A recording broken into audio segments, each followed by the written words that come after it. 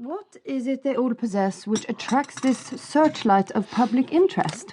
Is it the ability they have in the jobs they perform, or is it because besides doing whatever they choose to do well, they do it slightly differently from the others?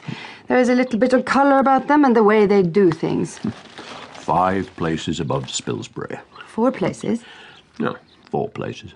You once told me you were incapable of bearing a grudge. I don't bear him a grudge.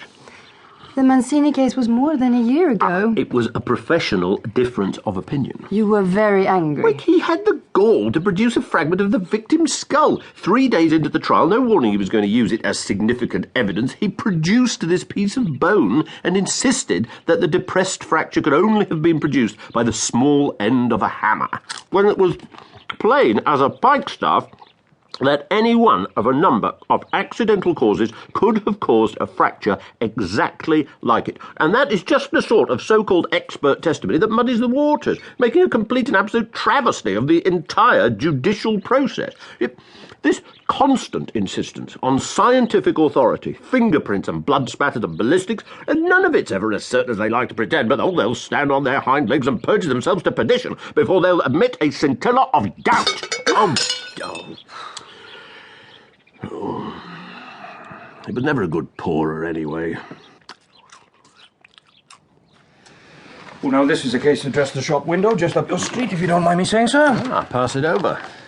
Well-respected doctor. The Indian doctor with the improbable name. Buck Ruxton. Oh, that's right, Buck Ruxton. I read about it over breakfast. Called him the Indian with the cowboy's name. The Times said that. The Express.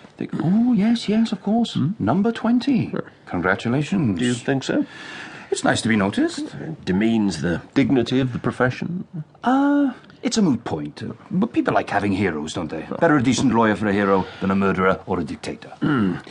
Go on, anyway. Half-Indian doctor with a cowboy name in Lancaster, was it? In Lancaster. Well-respected doctor, flighty wife. Charge is that he found his wife was doing the dirty on him, so he stabs her and cuts her up. And then his maid comes in, catches him at it, so he stabs her and cuts her up too. Then he reported them missing. Brother and sister, on a rambling holiday in Dumfriesshire, find body parts under a bridge by a little stream.